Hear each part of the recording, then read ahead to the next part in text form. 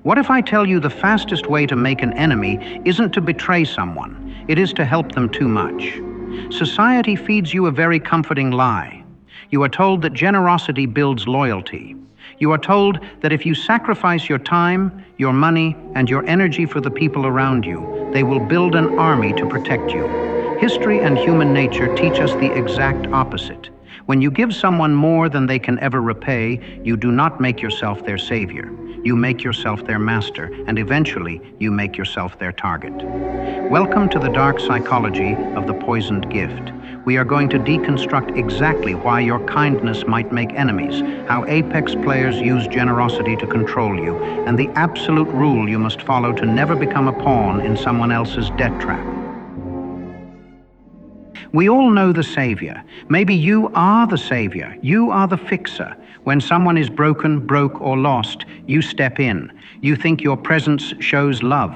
You think it shows strength. But in the cold reality of power dynamics, when you constantly rescue someone, you are stripping them of their agency. You aren't building a bond of equality. You are establishing a hierarchy. You are at the top, handing out survival. They are at the bottom, begging for it.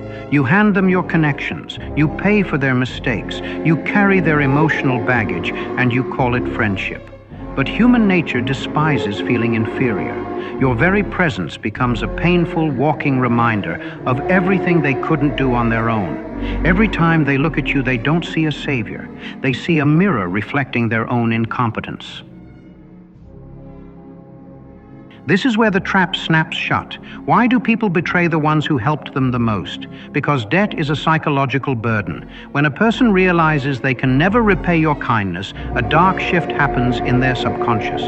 They don't appreciate your sacrifice. They expect it. They don't love you for saving them. They secretly hate you for seeing them weak. To regain their pride, they have to destroy the source of their debt. They have to destroy the mirror. They will start to pick at your flaws. They will gossip about you behind your back. They will find a way to justify why you aren't actually that good of a person, just so they don't have to feel grateful anymore.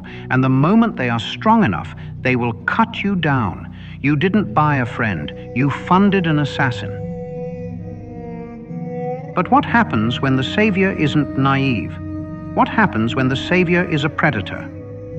This is the art of the poisoned gift. Machiavellian strategists do not use force to control people. They use favors. They will offer you unsolicited help. They will pick up the tab. They will introduce you to a high-level contact before you even ask. They mask it as extreme generosity, but it is a highly calculated psychological attack. By giving you something valuable, they force you into a covert contract. You are now socially and morally obligated to them. When you owe someone, you cannot say no. When you owe someone, you yield in arguments. When you owe someone, your boundaries become negotiable. They didn't give you a gift. They gave you a leash. The gift is the bait. The guilt is the trap. And as long as the ledger is unbalanced, they own you. How do you survive in a world where kindness is weaponized? You adopt the law of the balanced ledger. Rule number 1, never accept a favor you cannot immediately repay. If someone offers you unsolicited help, view it with suspicion. Politely decline the free ride, pay your own way. If they insist on buying your drink, you buy the next round immediately. Do not let the sun set on a social debt.